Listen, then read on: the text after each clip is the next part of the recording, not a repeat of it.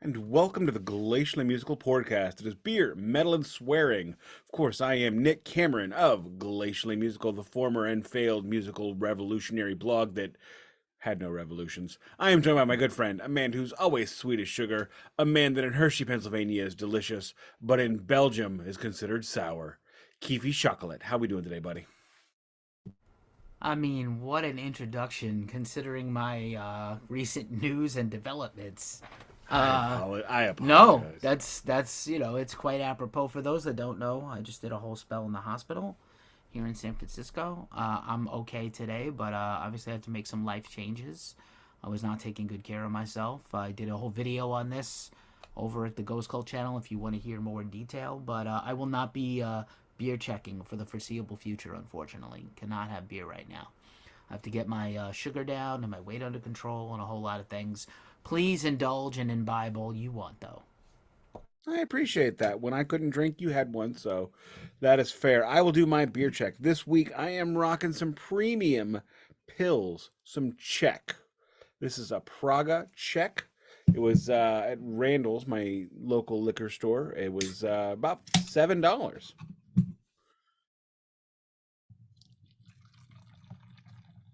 Anybody guess? Can anybody guess what I'm pouring this into? Looks like a pitcher. You checking anything, or am I just cheersing and drinking? I'm gonna check every week with a seltzer. So this is my Trader Joe's sparkling raspberry and lime water. Cheers. Cheers. What? Why? Okay, everybody, look at Nick. Look at Nick. Well, Cheers. we're on. Well, this is also a podcast, so do you have to describe what you're drinking out of? I am drinking my beer out of a 36-inch Stanley Cup, 3D printed, the St. Louis Blues logo. I was I told you can drink beer out of this one time. One time. So, if you don't subscribe to us on YouTube, today's the day. Because I'm literally, look at me, I'm holding the bottom, I'm holding the base of the cup. That's pretty great. Do you know the story about when the Stars won the Stanley Cup and they went to the Pantera house to party to Vinny's house? And like the cup was at the bottom of the pool and everybody drank Crown Royal out of it. And, the Pantera, Diamond Vinny wrote We Are the Dallas Stars or whatever their theme song is. I I think it's did pretty not great. know that, but that is like the idea because I'm picturing Brett Hull, Mike Modano, Dimebag Darrell, and Vinnie Paul all snorting coke together. Absolutely. And less well known, but also pretty decent, the Seven Dust has made a song for both the Atlanta hockey and football teams. Did Even you though know Mitch they're not. Hedberg did a Atlanta Thrashers ad campaign? I did not know this. I only found that out because of the Risk podcast. It was one of the greatest things I have ever heard. This dude basically wrote all these Mitch Hedberg jokes for Mitch Hedberg to do to because the Atlanta teams have never really taken off in hockey, partially because they've always been terrible, and partially because it's not a hockey town. It's just not. But these ad campaigns were amazing. So anyway, thank you for joining us. We have sidebarred already. We're gonna try to keep the sidebars to a minimum because we are doing Dolly Parton's Rockstar, which does not allow for sidebars. It allows for fast forward, pay attention. In fact, don't even talk about every record, every song on the record, because there are 30 and there are about 48 guest stars on this album. We are talking about the Queen, Dolly Parton. Again, Dolly Parton. But how we do is we do a greeting, a beverage check for the foreseeable future, uh, greeting, beverage, vinyl, news, meat. Oh, shirt check in there. Meat of the day again, Dolly Parton. If you don't mind, I'm just going to quickly pop out my vinyl check. Please do so. I'm dropping a twofer this week. First one is a record store day release, as I am prone to do. I am totally content and totally happy to just always. I'm gonna turn that a little bit. Always happy to buy a record store day release well after the fact when nobody cares.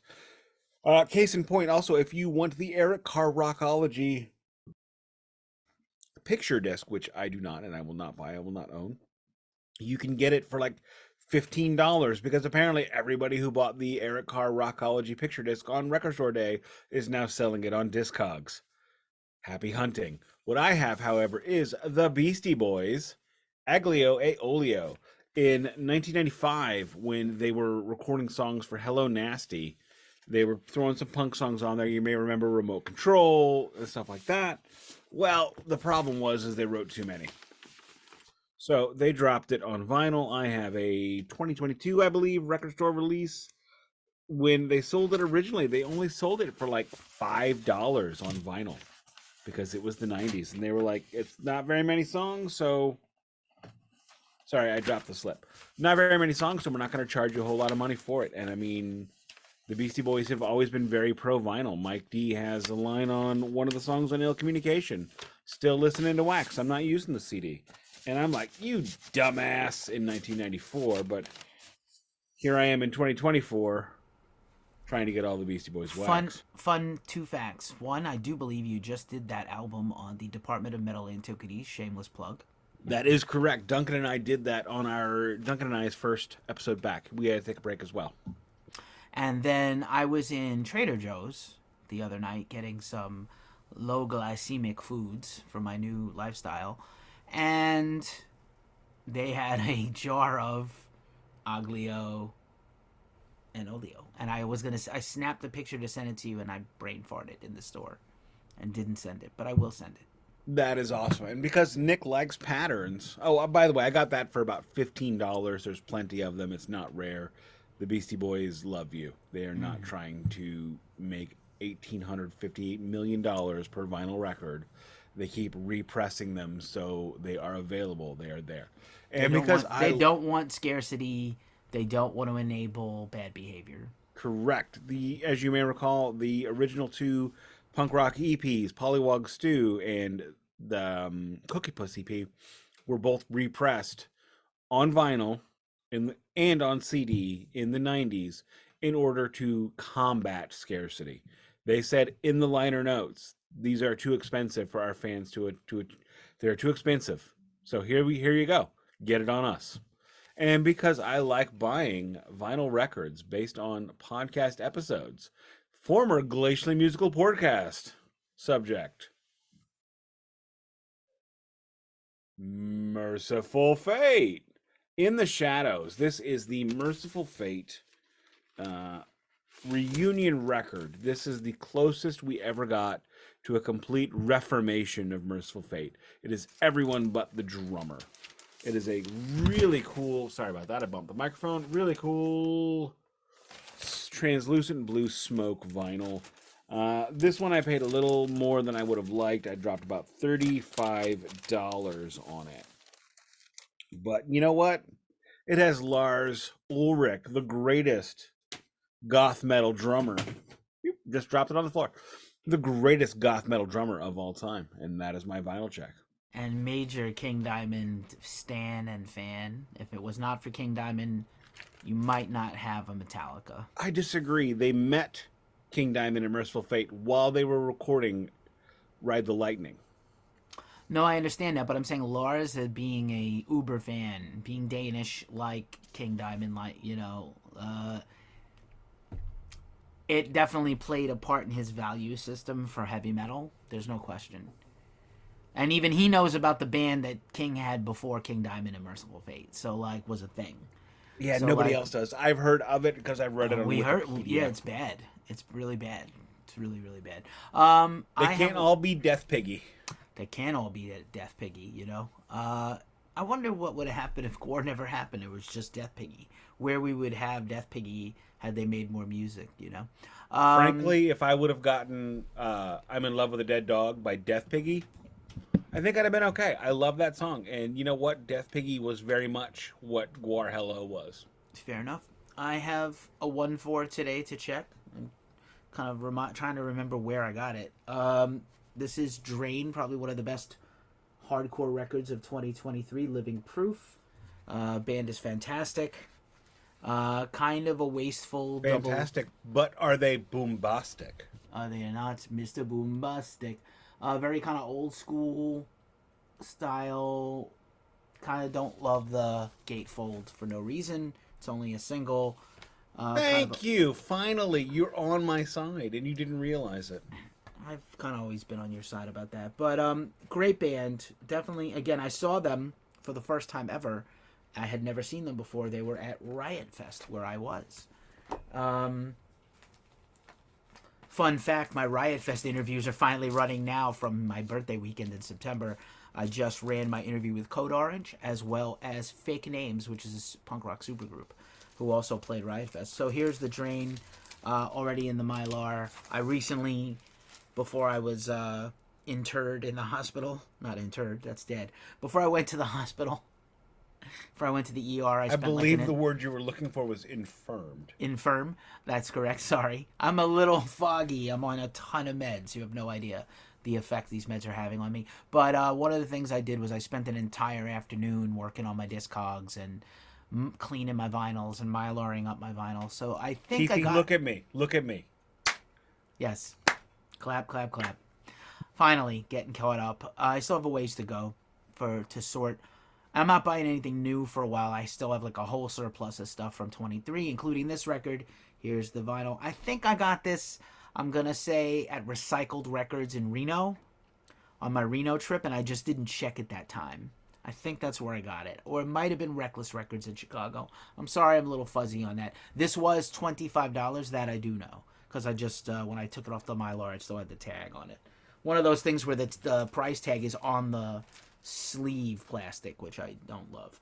But anyway, that's my vinyl check. Glad to be back. Glad to have you back, sir. I'm glad to be back. And I should mention the Beastie Boys record was purchased off of Discogs. I do not remember from whom I got it.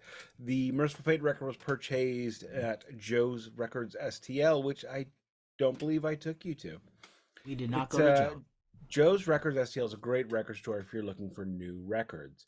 One of the amazing things about that particular place in St. Louis is it's not in St. Louis. It's actually in St. Louis County. It's in Melville.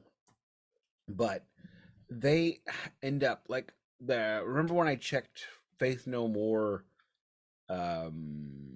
Introduce Yourself? I bought that in like 22, I think, maybe 23. No, it was 22 because it was before I moved. And might have even been 21. Holy crap, Keefy, we've been doing this a long time. Anyway, so it was before I moved, and I remember my wife going, well, $30 for this? And I mean, I was happy. But it turned out it was a 2012 European pressing, so they just seem to come across these records. Quickly, will shirt check. I am wearing my $5.50 official 50th anniversary Pink Floyd Dark Side of the Moon shirt that I purchased at the greatest store of all time, Five Below. That is impressive. I would like to go to Five Below myself.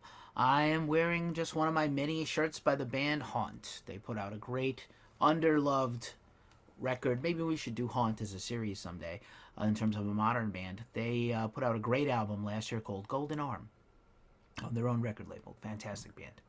Fair enough. Let us do a quick news check. Today I've got one news story. Metallica is calling last call on their load and reload submission. So what we learned from that email today is what Keefy and I have been expecting is not coming. What I have been manifesting is not coming. The Metallica box sets are the creme de la creme, the Mercedes-Benz at an escort price. Wait, okay. It is the Cadillac of album box sets. How do you know how much an escort charges? Hey-o! I'm at a Ford Escort, you perv. Sorry, I went to Vegas recently, so maybe I learned things. Anyway. Wait, you can't get escorts in Vegas. You got to go outside to like Reno. Oh, I know somebody that went to Reno. Anyway, it is the Metallica box sets are literally the Cadillac of album box sets, but they sell them at I don't know what a cheap car is anymore. A Honda Civic price. There we go. It's a Cadillac. It's a Cadillac sedan DeVille, but they sell it for the same price as a Honda Civic. Unfortunately, what they are not doing is they are not doing the Live Shit Binge and Purge box set, which is what I have been manifesting, what I have been desiring. I love live records. As anybody who's been following this ridiculous podcast for a long time has seen me check live album after live album I mean, I have 8 Iron Maiden live records, and I am demanding another one, and then 4 more. And I wish they would have done this, but they are the next deluxe box sets are load and reload, as Keefy kind of hinted at. So if you have any pictures of photo stubs, any photos, live photo shots, pictures of ticket stubs, all that kind of good business, you can now send those into Metallica and hopefully get your business on the box set. I And that is my do. news. I do hope we get a Binge and Purge re-release at some point. When my finances are better, I might consider going in on a DVD version of. I had the original. I don't have it anymore. The I original still have it. VHS. I wish I still Mine had it. is up on the Calyx. Nice. Yep, I saw it. I think my thing is this. I think they didn't bring the Vinyl Club back yet.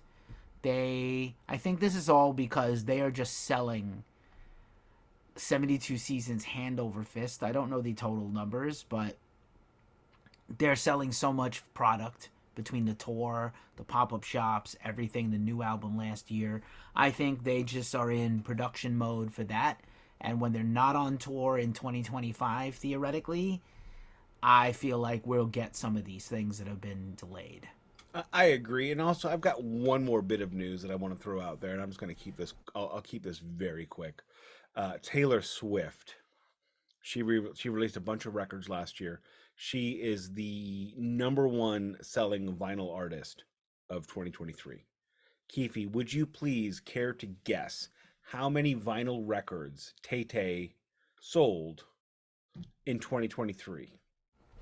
Between her re-recorded albums, I believe there were 4 records released total. I'm gonna guess like. Are we talking about individual vinyls Yeah, pressed or individual total albums sold? No, so individual vinyl albums sold, not streaming, not CD, vinyl records. How many?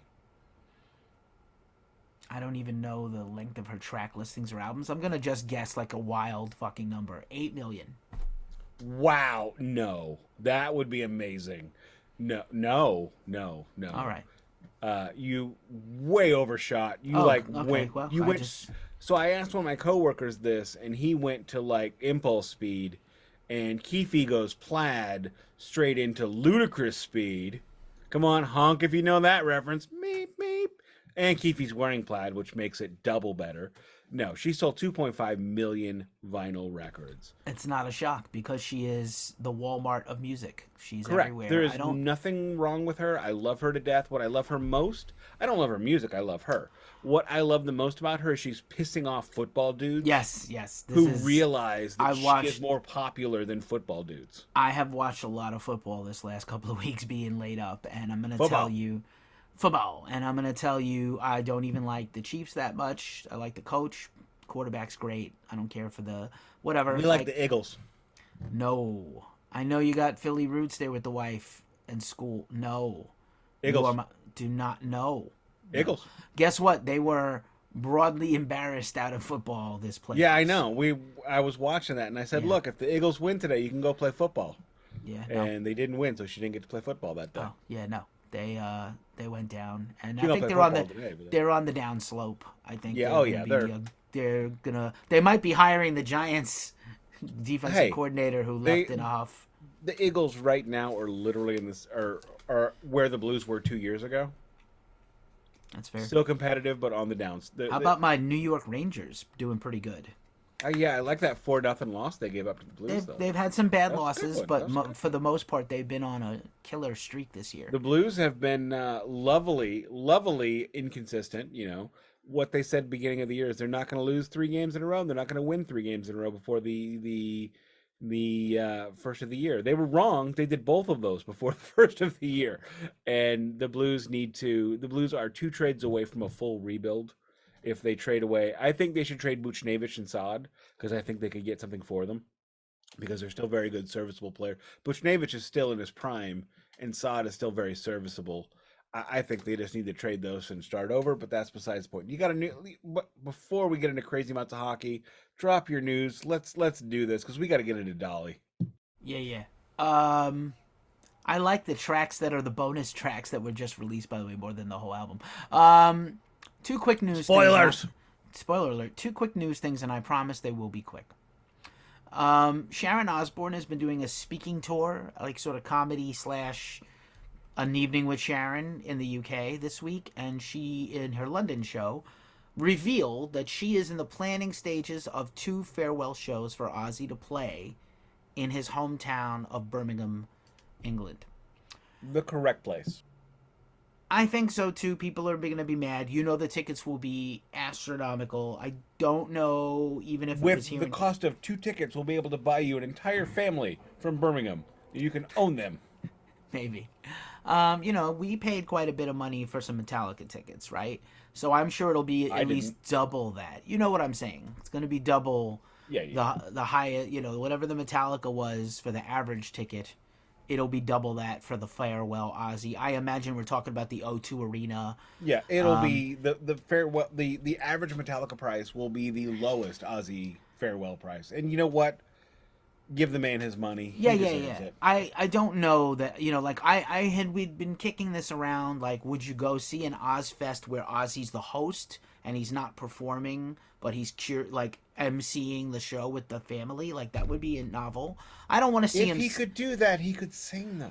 Yeah, but I saw the videos of Phil Collins in a chair, bro, with the last Genesis shows. I don't want Ozzy in a chair. Ozzy needs to be able to run back and forth, do the little frog walk, hop up and down, throw the bucket of water on the crowd. If I can't have that, I don't want him back. And show his arse. It's gonna hurt too much. Yeah, and moon the crowd. It's gonna hurt too much for me. I love Ozzy. I've seen him many times. I don't want him to go out with a whimper when his whole career was a bang. So that's one piece, and then this is just inherently interesting. This, of the many things we could talk about, we haven't done this in a few weeks. This story just crossed the wire right as I went to do some stuff today before this pod, and so Infectious Grooves is doing some touring in 2024. In the past, I just got a happy in my pants. You just got a chub, half a stalk. Alanis Morissette kissed you on the cheek at the end of Dogma, and you got a chubby stubby. Infectious Grooves a lot. Now, I wasn't a fan of this a while back. Suicidal would do a show and then do like a mini Infectious Groove set because it's Mike and Dean. And does it really matter who the rest of the band is if you have Mike and Dean? Bass. He always has good bass players. So I don't love that. I want Infectious Grooves to be Infectious Grooves and get a whole show. And Suicidal, at this point, as a legend status band, needs to have a whole show. And we need to do a ST series since we did it at D.R.I. True. At some point. And so they're doing a brief tour in the spring, including the Byron Bay Blues Festival in Australia. And they announced the lineup. They announced the show, and they announced the lineup of the band for that show for Infectious Grooves. So you have Mike Muir and Dean Pleasance from Suicidal. Robert Trujillo from Metallica on bass. He, recently jammed with Suicidal when Suicidal did the one-off opening for the M72 He's in done Arizona. A few times in the past 10 years. He's hopped on with them in Europe, and he'll hop on with them. He loves the band. He wrote all those songs. Most of it was him writing it on guitar and bass, by the way. I still think that Infectious Grooves was his bass. You take out his bass, his sound, his style. Yeah, not the same. And it's because of him. It's because he helped. Him and Muir shared that love of funk music, of the beautiful West Coast funk, and that's where it comes from. Duncan and I did an episode on that in Departmental Antiquities. We did the Plague to Make Your Booty Move. I love it. Salsipius Suleiman Jackson, the Turd. Incredible. I've been keeping guys out of the tracks, out of the sessions. I haven't heard anything. Salsipius, goddammit! Here's the kicker. Muir, Pleasance, Trujillo, rhythm guitar, Dave Kushner, former punk rocker, one-time Infectious Groovy on rhythm guitar. Guess who's on the drums for his first show since being fired from Slipknot, former Glacially musical podcast subject and series band Slipknot. Jay Weinberg will play his first show on the drums since his last show with Slipknot with Infectious Grooves. It's not a band that I think can carry on because Suicidal's too busy, Robert's too busy. You could always get and they were going to get Brooks. Brooks was in there. Brooks Wackerman was the Infectious Grooves drummer and Suicidal drummer for a long time, and he's been basically the Avenged Sevenfold drummer since the mid-teens, and so he's too busy. Avenged Sevenfold's doing a headline arena tour. He can't be there. He would be a natural. And they even said, like, we've been very lucky to have legend status drummers. Brooks Wackerman, Josh Freese. We've always had great drummers, and now we have Jay coming in. So I'm happy for Jay. I just wanted to point that out. I think it's possible some of what has happened here is people are still angry at him, like, oh, Madball was mad at him and Laura Jane Grace was mad at him about quitting Against Me. Yo, that's over a decade ago. People grow up and they do change. And maybe he is a Nepo baby and he's spoiled and entitled. Maybe that's all true. But you know what? Calm down. They all Nepo babies. It's fine. Whatever. Move on. I apologize. I jumped in. Are you good? Give me a thumbs Good. up. That's the story, my friend. Alrighty. Now we have a particularly long record we are about to review for the first time. The only one in my collection, a 4 LP studio record. In terms of 4 LP legitimate releases that I own, Pink Floyd Pulse, David Gilmour, Live at Pompeii. I believe that's it. And I'm sorry, Megadeth Warheads on Foreheads, which is the greatest hits. And this, Dolly Parton Rockstar. Quick bit why we are doing a Dolly Parton rock record. As anyone who's been listening knows, listening to this podcast knows, Dolly Parton was inducted into the Rock and Roll Hall of Fame last year. And she went, that's dumb. I ain't done no rock records. I guess I better. Here we are. So now we have a 30-track rock record. 30 tracks. I'm going to point out, I own this on vinyl. Lawyer wife and I was asking her if she was interested. She was definitely interested. It was a $65 record, as I checked about 3 weeks ago on the podcast. And we were listening to the previews on Amazon, and I held my phone out to her. And I said, what do you think? And she swiped by it now. So I am absolved. I am completely absolved. However, see, what you just did is you painted me into a corner because I'm fond of your wife. She's a lovely human being.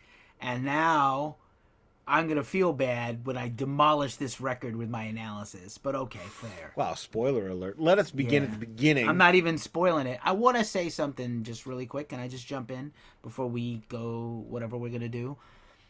I love the idea of this record, right? Like, I love that Dolly tried to turn down the Rock Hall, and again, there's a lot of arguments about what is the Rock Hall, why is there a country artist in it, why are any country artists in it, why are any rap and R&B artists in it, gospel, whoever, blues. Dolly's a treasure and a national hero, and I don't say that lightly.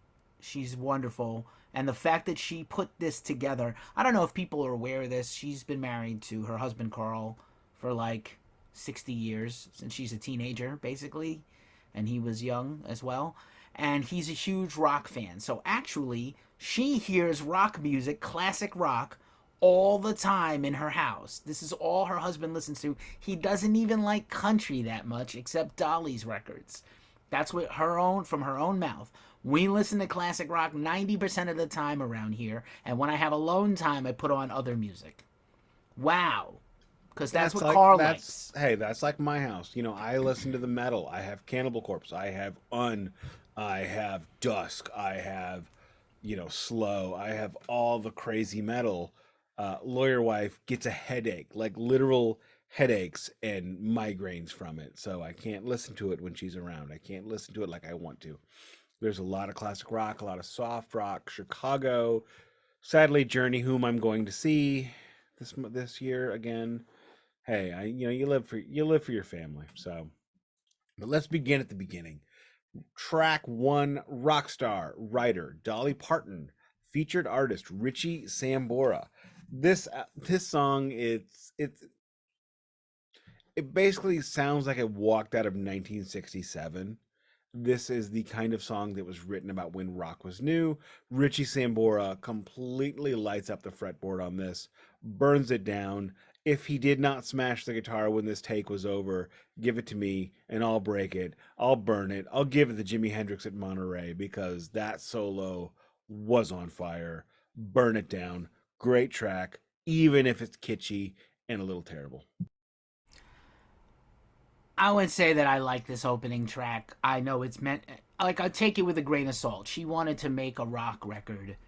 Like the pluses is like no one else could put this album together the way she did. You could not possibly get this many people. Tony Bennett passed away. You can't get this many people to duet with you on tracks like this. This a magnitude of star power we're about to reveal. Good track, not a great track. Lyrics I could do better with. Richie wrote a great song. Dolly sounds great. She sounds great through this whole album. Track, 75, 76 years old, right? yeah, She's killing it vocally. still gorgeous. Track two is World on Fire. Like this song. I don't like the In God We Trust business, but you know what? No featured artist. It's a song she wrote. It's a song she played. It's okay. Yeah, it's okay. Solid. Moving on. Every Breath You Take, written by Gordon Summer, which I believe is the correct name of Sting. Guested by Sting. 10 out of 10. No notes. Yeah, it's pretty great. I could not ever hear this song ever again because of Puff Daddy and Biggie Smalls, but like whatever, it's fine. It's a great song, and Yeah, she did fuck a those great job. guys. I got it. I got the original on vinyl, and it sounds Yeah, yeah. wonderful. I love the All Police. right, moving on. Keevy's favorite track of the record, "Open Arms," written by Steve Perry and Jonathan Cain. Keefy's favorite dudes, a guy that he wants to sandwich with. George W. Bush's spiritual advisor's husband, Jonathan Cain, Are you crazy Christian serious? guy. Steve Perry sounds. Let's just like Steve Perry sounds amazing. By the way, you could For like an 88 and 47-year-old dude, you know, a lot of people will talk about Paul Stanley in a defense mechanism saying, "Oh, well, he's old. You can't sing well when you're old." Well, he sounded like a balloon exploding. Steve Perry sounds like an old guy singing like Steve Perry. Steve Yes. Perry has also not been on tour for the last 30 years, and he's barely worked. So his voice should be, if he maintained it, it should be in great shape. Yeah, you mean no, it's not in great shape. Uh, a tire in America has 32 pounds of pressure. Steve Perry's only got about 29 in the voice. He just doesn't. He's old. He doesn't have that push that he once had. However, he did not abuse his voice like Robert Plant, like David Coverdale. He can still sing in key. He can still sing in tune. He just can't push it. He just can't crush it like he used to. That is very different from people that can't carry a tune in a bucket that had to retire. Moving on, next we get to one of the highlight tracks of the record, in my humble opinion, Magic Man, written by the fabulous Wilson Sisters of Heart, guested by Ann Wilson and Howard Leesey. I don't know who the second gentleman is. I don't care, because Ann Wilson, 848 years old or wherever she is now, still amazing, still crushing it, still killing it. And what pisses me off about the aforementioned Journey Def Leppard show, they have three rotating opening acts, and we get of all of them Cheap Trick, the band that plays St. Louis 7 times a year. I understand. I They're don't know great though. what this. They are great. However, I can see them whenever I want. I would much rather see Hart for the first time in 7 years, or Steve Miller before he dies. Dude is 80 and touring. Anyway, this track, amazing, perfection, no notes. Yeah, arguably the best song on the entire album. Howard Leesey was the longtime Heart lead guitarist, by the way, and he's a Thank you. member of the Rock and Roll Hall of Fame as a member of Heart. Fair enough. Anything else on this track? None, no notes. Arguably the Alrighty, best song on the whole thing. You know what? It is the best song. It's unfortunate because we're now going downhill. However, next track is "Long as I Can See the Light" by CCR, written by John Fogerty, guested by John Fogerty, and another artist that is still completely capable of bringing it, John Fogerty. I'm gonna say this much though, Mr. Fogs, Get in the fucking studio. I know you got a pencil. I'll give you something to write on. Get in the studio. No, but it's like Kiss. Maybe nobody wants a new record from him. We even though all want it. Yeah, I don't know that. Sales don't necessarily justify it. His back catalog, a couple of years ago, I don't know if you noticed the trend about 2 years ago, CCR classics started popping up in current movies. And at one point, he had like 100 billion streams of Rumble Through the Jungle. Because of, Run I forgot, through the jungle. sorry, Sir. Run Through Run. the Jungle, what movie that it was part of, whatever war, I think it was Forrest Gump. I'm not talking about then, I'm talking about the last 2 years. Oh, I think it was Jurassic World. Dominion had that song in it, fittingly.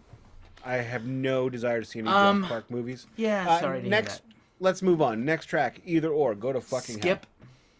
Skip. Next track. May I though? Fuck Please. Kid Rock. Thank you. You know what? There is nothing better than somebody who has made his career on code switching, who has made his career on usurping another culture's music, only to turn his back on the culture. Kid Rock, looking at you, kick you in the dick. Moving on to I Want You Back, written by Dolly Parton and somebody else, featuring Steven Tyler and Warren Hayes. And I'll tell you this, Warren Hayes does an amazing blues solo. The rest of the track is 100% forgettable. Steven does not sound good on here. I think Nope. we were talking in our Kiss roundtable over at Ghost Cult. Our good friend Peter Wilson of 4 Trips Ahead said that maybe Paul had a vocal surgery and it went wrong. And I think Steven has had a few and it didn't go well, clearly, because this is the first new thing I've heard from Steven in a long time. I didn't listen to his country album. I was like, no, thank you. I don't want any. No one wants that. No one asked for that. This is not good. Not good. No, I'm sorry that it's not good. I want to like it. Steven's kind of deplorable, but I wanted to like the track. Not good. Not good. What has rock and roll ever done for you? Written by several people, including Stevie Nicks. Featuring Stevie Nicks and Waddy Wachtel. Waddy Wachtel is a guitar player. He was a session musician. Played Pretty with legendary. A lot of awesome people. Yeah. The Stevie Nicks joint, basically, is one of the solo. Good song, not spectacular. The give and take at the end is better than the song. I wonder if they couldn't get the rights to do like a Fleetwood Mac song, and that's why this is the song. You can get the rights to cover anything if you want to. It's money, though. Right. I think more likely what it was no. It's the same cost to cover anything. It's like a set fee to that is the fee you pay them. However, then the publishing becomes you got to pay the publishing. I think likely what it was is she said, Stevie, I'd love to do a song with you on my record. And I think Stevie Nicks is probably like, okay, well, it's got to be one of my songs, not a Fleetwood Mac song. That would be my guess. I don't know. It's just me because she is not touring with Fleetwood Mac. She is touring solo. That's my guess. And she's doing like stadiums with Billy Joel and shit. Yes, she is. Okay. Anything to say about this one? Anything else? I was hoping for more. Yeah, agreed. I love Stevie, by the way, but I was just hoping for more. Same. Next is Purple Rain. I don't need to tell you who did that. If you don't know who did Purple Rain, I might hate you. Unless you're under 15. This hurts me a little. All right, so it's a good cover. You didn't let me talk. Sorry, go ahead. We could just go ahead and figured you were going to pass on this anyway. Go ahead. We could go ahead and cut it and move on. Done. I don't want to cut it and move on. Now go have your say, and then I'll have my say. No, that was my say. This is not a version anyone needs. She sounds good. The song is magical. I didn't need this. I love that she covered Prince. He's absolutely a rock star. He belongs on the worthy company of this entire thing. I don't need this cover, but she did a good job. It's not because of Dolly personally. I just don't think anyone she did should a good be job. It's a great no one song. can really cover Prince. It doesn't except work. the Revolution. Right. Yeah. It just doesn't work. Yeah. Moving on to Baby I Love Your Way by Mr. Peter Frampton. Guested with Mr. Peter Frampton. You know what? If you don't love this, if you can't sway along to this awkwardly on an amphitheater's lawn, I don't want to be your friend. Well, it was really good This whole run was great, and I will miss you fondly. But unfortunately, this is where we part ways forever. I don't need this. I don't want this. I don't care about Peter Frampton. No, I don't need this, but I like the He song. was boring in the 70s. This is boring, middle of the road shit for people who don't know what rock music is. Peter And Frampton is rock music for the mayonnaise is spicy set. yes. Oh, a little pinch of garlic in my food is going to make me upset. Don't do it. Yeah, You I mean, look, love he's not. Peter Frampton. I'm not knocking him, but I don't need this. You know what I like Peter Frampton in Almost Famous as his tour manager, Reg. Oh Taking my care God. of him, Reg. Look, Peter Frampton is very Penny. talented, very humble, really cool dude. However, his music is literally as it's got more. It's. I'm gonna quote the Mighty Boosh on this one. It's got as much edge as a Satsuma, which is a nectarine. So, moving on to the next track, I Hate Myself for Loving You by Joan Jett, featuring Joan Jett and the Blackhearts. The whole group is there. This track, 100%, 10 of 10. I'm sorry, I hit my button. 10 of 10, no notes. Thank you, ladies. Yep, I concur. 10 of 10. Probably the second best song on this entire thing. And I this is the reason this album exists, so Dolly can sing with Joan Jett and other things. Completely agree. Next track, Night Moves by the legend Bob Seger, joined by some jackass that I think was on American Idol. Could have been great, wasn't. I have actually seen Chris Stapleton live. He's quite a good country and rock artist. Why couldn't you get Seeger to be on this? Like, why isn't Seeger on his own song? Night Moves is Questions. one of his top 3 songs ever, and you know, solid job. And I get like there's a star power thing. She lives in Nashville. There are quite a bunch of country artists on here, one way or another, I'm sure. But this is not a country record. No, you it's shouldn't not. It's supposed have to be a as many rock country record, dudes. and get Correct. Bob on here. Get Bob on. Correct. Bob needs the money. Bob needs help. Chris is one of the biggest selling artists on tour right now. Bob had been on this track instead of Chris Stapleton doing his best Bob Seger impression. Honestly, a would've better been song better. than Night Moves is We've Got Tonight, by the way, which maybe A she'll better do song than that is previous podcast subject. Turn the page. Yes, of course. Moving on to the next track, Wrecking Ball, written by a bunch of dudes, made famous by Ms. Miley Cyrus, an amazingly, extraordinarily talented young woman who's still young, I think. Maybe she's in her 30s now. I don't know. I'm getting old, gonna die soon. And I did not like the original version of this song. It just didn't. I liked the meaning, the emotion, and all that business. This version of the song for me is definitive. These two have fleshed this out into something that is palatable to my palate. Love it. 8 of 10. Yeah. I don't know if you know that like Dolly is Miley's hero as a singer. Obviously, they don't sound alike. And Miley, considering she made this song, is almost a decade. It's over a decade old, if I'm not mistaken. Almost a decade old. Believe and so. she now sounds like the Predator voice. Like, have you seen the video of her? Like, she sounds like Fran Drescher turned the bass way up. And but you know, this is very good, actually. I enjoyed this, and that makes a lot of sense to me. Like Miley, this track and another track coming up on side 2 I'll talk about is kind of a Dolly handing the baton, the torch, to the younger generation, and I dig it. Continue. Sorry, I didn't hit the button right. I was reading the next track. Next we move, I completely agree with everything Keefy just said. Next we move on into I Can't Get No Satisfaction featuring Pink and Brandy Carlisle. When did the record turn over? We skipped we've been out of practice. Well, this is four records, so we're not doing that. It's we're just going to do all the tracks? Okay. It's too many. This is I Can't Get No Satisfaction by Keith and, by the Rolling Stones, written by Nik and Keefy. And that song is amazing. However, my favorite version of this song is not this one. It is not the Rolling Stones version. It still remains on brand Guitar Wolf. Because they did it in a really thick Japanese accent, and it was funny. That's fine. I was going to say this is that other track, Pink and Brandy Carlisle, singing with Dolly. OMG. Look, I love that. However, I don't want a love rock this. record or a metal record from Pink so bad. And I'm going to tell you that Brandy was in the short discussion as a potential replacement for Chris Cornell of Soundgarden. I don't think they Really? should do it, but she is such a huge fan. She has jammed with them. She has a covers EP with Soundgarden's remaining living members of Soundgarden covers. She has brought them on stage. Her band covers Soundgarden.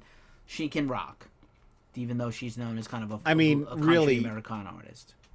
just give me a number 1 through 10. How far away are we? How many years are we away from a Soundgarden Reformation tribute? I think you could get another tribute concert. I don't think they will ever come back as Nope, nope, Soundgarden. nope. Tour. I think they will because I think they know the money's there. Or who could do who if, outside of Brandy Carlisle? Who could do it? Anybody could do it. I mean, No, I take. no. I'm sorry. No, no. You're not a fan. That's mean. That was. and Hey, terrible. hey. Let me talk. What I just said was exceedingly flippant, and I apologize. Is there someone that can do it? There is a dude from the Philippines singing just like Steve Perry in Journey. Yeah, somebody can do it. They'll be able to find somebody. It may not be a star, but they'll be able to find somebody. Well, that's fair. Providing, I love the providing STP person singer. exists. How many years away? I love Jeff Gutt in STP. He's the best thing they've had beside Weiland. Okay. I'm gonna say 5. I don't think so. I think they can't come back. All right, fair enough. Moving on to Heart of Glass by Blondie. No. No, I'm sorry. Keep on Loving You, which is an REO Speedwagon crap fart hole with a REO Speedwagon fart hole singer. At least it's not REO Speedwagon. I don't know the name of the fucking song because I hate it, but the Legs Down at the Table song. Fuck REO Speedwagon. You know the story about when Lars met James for the first time, and James had a bunch of tapes with him, and he was just like, "Yeah, whatever you got, that's like, what was that? Witchfinder General? Tape over this REO Speedwagon tape." Nice. Not. I don't think they were a great band. They have a couple of great hits. They're not a great band. They have Riding the Storm Toto Out. is a great band. They have Riding the Storm Out, and you don't need any other songs by them. You really don't need any songs by them. Now is Heart of Glass. Heart of Glass by Blondie featuring Ms. Debbie Perry. Gonna give the heart-shaped sign that my daughter insists I do. What did I say? I said Debbie Perry, which I'm not going to take as an insult. It is not whatever. She did the first rap rock tune. Yeah, I'm aware. With Fab Five Freddy. I'm well aware. I just like saying that because that is the greatest little throwaway. She didn't do the first rap rock song. She did the first top 40 rap song ever, which is a lot different. Because honestly, Sugar Hill Gang was a hit, but not. I gotta look this up. I don't think it's like a Billboard top one. No. Anyway, moving on. We got to pick this up. We are only halfway through, and technically we're ending in 10 minutes. All right. So, Heart of Glass. You know what? I'm not a big Blondie fan, but you know what? I'm not gonna lie. They got a couple of great songs, and this is definitely one of them. Completely done with reverence, respect, and quality. How good does Dolly sound on this? Like the vulnerability in her voice matching the Dolly vulnerability still of the sounds lyrics. great. Yeah. Moving on. All right, moving on to Don't Let the Sun Go Down on Me by Elton John, Bernie Taupin, of course. Featuring Elton John. I am not a big Elton John fan. I like the songs I heard in Almost Famous. I mean, he's got some songs I like. Very faithful, quality version. It is what it is. This song has been covered a ton, especially by George Michael, my beloved late George Michael, and Oleta Adams on the Elton John tribute album, covers album. So I didn't need this, but it's not bad. Yeah, that's where I'm at on this one. Excuse me, a little stiffy. I'm sorry, stuffy, not stiffy. Moving on into Tried to Rock and Roll Me featuring the Queen, Melissa Etheridge. I saw Melissa Etheridge at the Sheldon Concert Hall because Neil Young had taken up the pageant down the street, literally where she would have played if Neil Young wasn't there. We were in a 500-seat theater, no standing room, all seats, and we got to see her on her blues record tour, and it was absolutely amazing. Unfortunately, I wish they would have played one of those songs from that record that she did, the blues record. It feels like Dolly trying to sound hip with Melissa Etheridge trying to sound hip, because frankly, they're both old. But bad song? No. Okay song? Yeah. Wouldn't, if it were on CD, wouldn't skip it. I back that. But I don't like this track either. So Alrighty, moving on to, in case you wonder how much pull the Queen, the Pharaoh, the Tsarina, Dolly Parton has. Can she pull Robert Plant from the abyss to sing Stairway to Heaven? Nope. Next track, Stairway to Heaven, featuring Lizzo, whom is an extraordinarily talented and wonderful human being. There's a song that she has that is on one of my wife's going out playlist. I don't know what it is. It's 6 o'clock. Yeah, it's thick 30. Oh yeah, I feel flirty. I mean, great track. She plays the flute. She got to play John Madison's crystal flute. However, this song, because of the twang, and I'm sorry, Lizzo, because you brought it, but this reminds me way too much of the Tim Wilson parody cover, "Stairway to Heaven."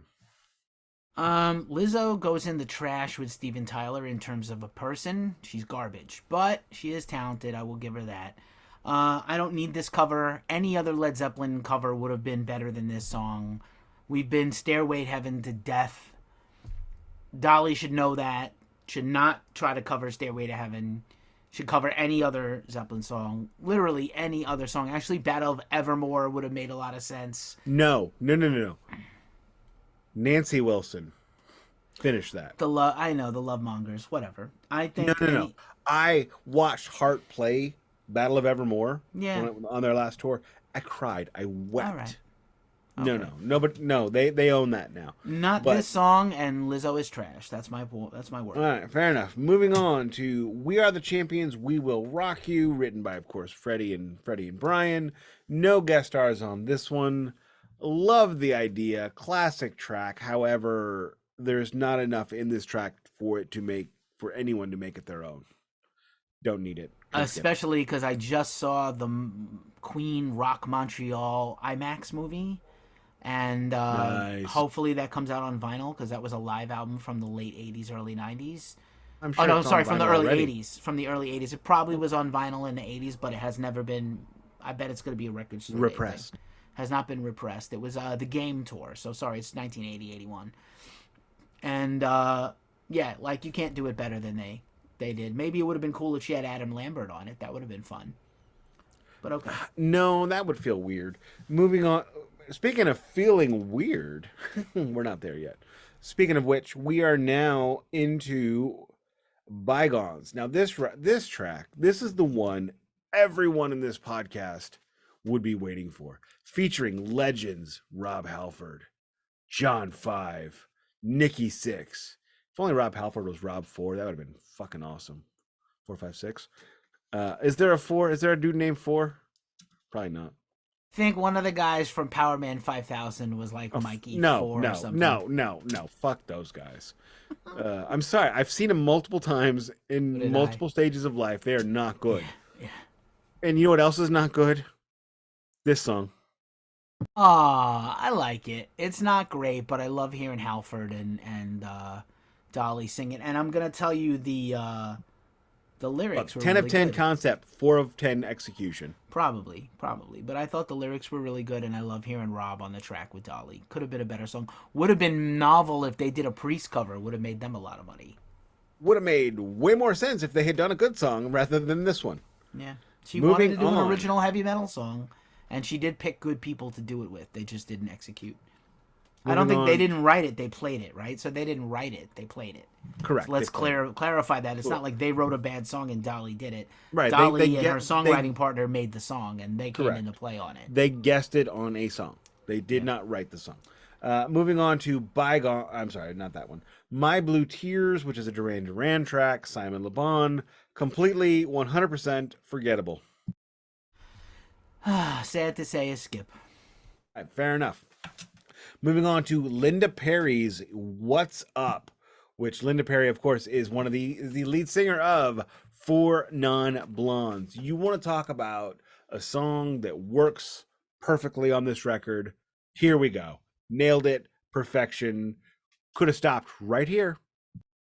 Probably should have stopped the record here. I skipped this track entirely because Linda Perry is trash. Again, garbage human being. I wish bad things happen to her and only her in the world. I wish I could have those strong feelings. Anyway, moving on to "You're No Good" by Linda Ronstadt. Linda Ronstadt.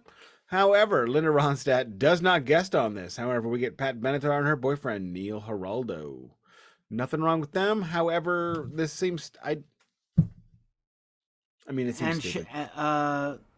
no, I'm I sorry. think I you got apologize. that I'm looking at wrong. the wrong line. Yeah. Emmylou Harris and Cheryl Focus Crow. up, focus up, sir. Focus up. I I'm know you're in a rush. We got to still I'm in finish a the rush. pod.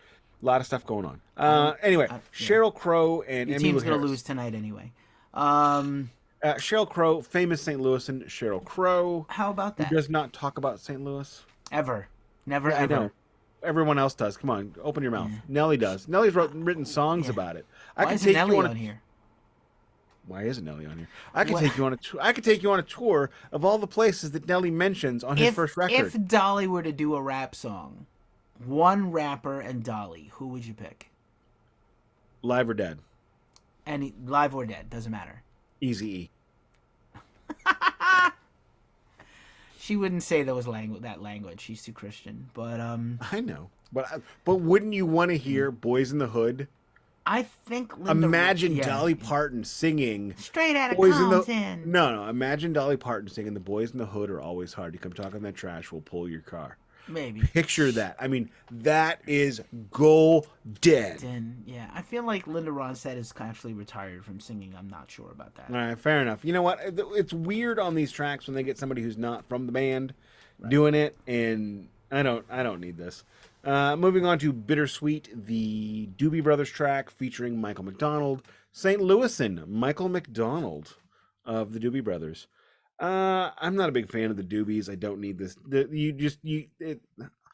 I'm sorry. The Doobie Brothers to me are a turd. And what does the butthead say? You can't polish a turd.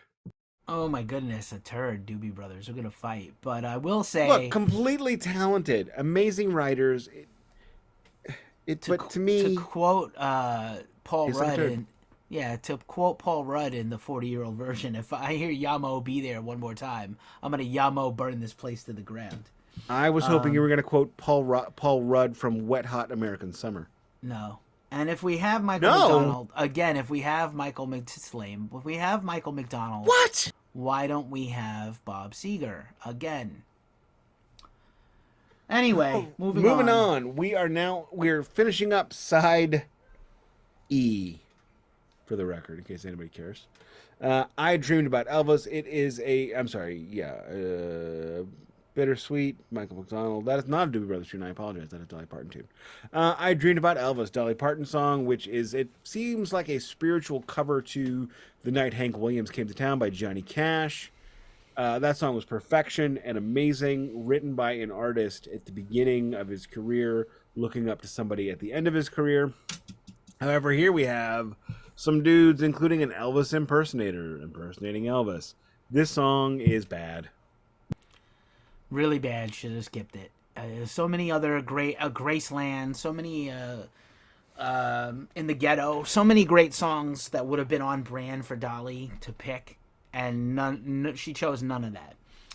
Yeah, I mean, she could have chosen "Blue Suede Shoes," anything, any Elvis song. "Hound Dog." I mean, "Hound Dog" isn't even Elvis. She could have given, some Perkins. African American songwriters some money. Yes. However, we did a fictional song about dreaming about Elvis. Not even There's meeting a him, but dreaming about strange meeting him. Lack of multi-ethnicity on here. It's definitely got the alphabet folks. Where's Jimi FOLX. Hendrix? Well, I mean, Question, where's Jimi Hendrix? Where's just Little not a- Richard? Not a lot of diversity on here, other than Okay, you know what? I'm going to stop right there because we're going to do 2 minutes on what should have been. Next track, Let It Be. I mean, it's got Paul McCartney, it's got Ringo.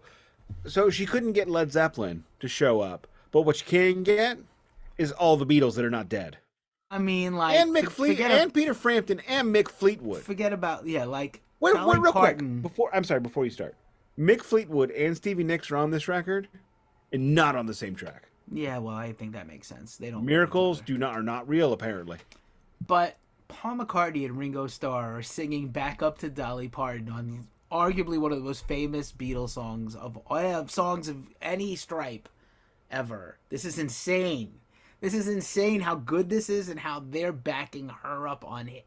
Paul's song, unbelievable. And again, I've been on a Beatles thing since the last track came out last year. So anyway, great I'm no stuff. Beatles honk, but this is a 10 out of 10. Thank you.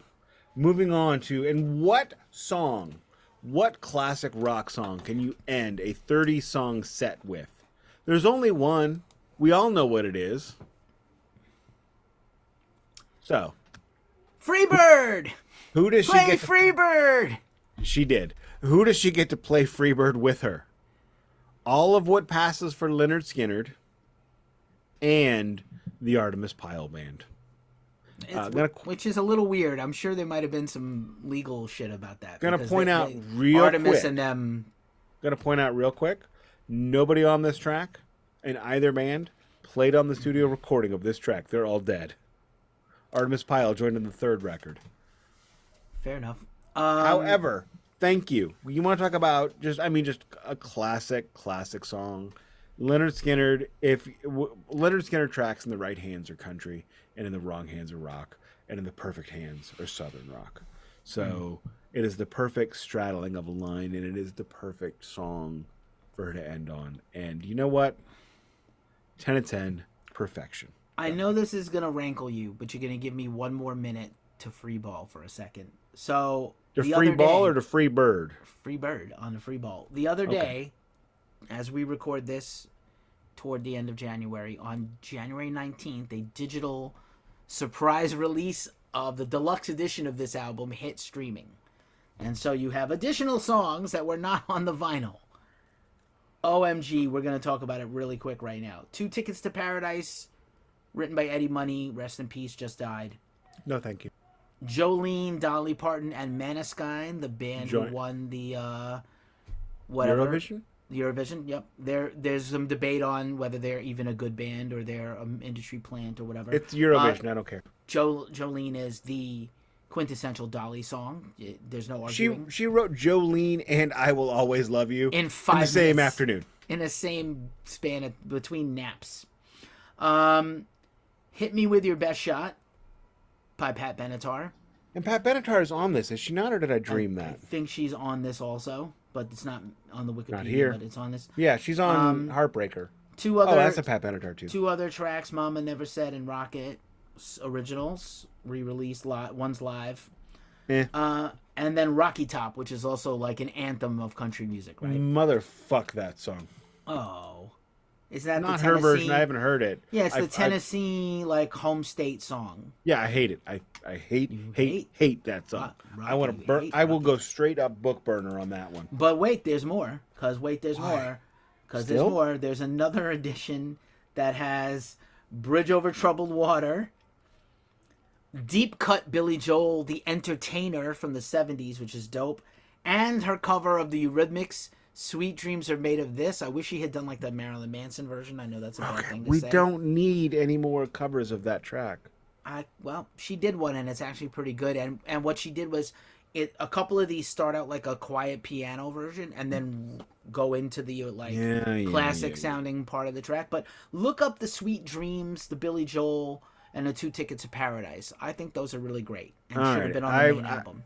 I'm getting text messages saying, when are you going to be done? Yeah. So let's do, if there was one song you would have liked her to have done, not like instead of, but like one song that you could hear her doing, what would it have been? Castles Made of Sand, since you mentioned Jimi Hendrix. Great track. I'm going to stick with what I said earlier. I would love a Dolly Parton Tutti Frutti. I think that would have been, because, you could have easily had Little Richard guesting on that. He's not dead, right? I think he died. Not sure. Okay, well, you know what? Great Balls of Fire. Johnny, what's his nuts? Pedophile is not dead, right? Jerry Lee Lewis? He's also dead. Is he dead? Wow.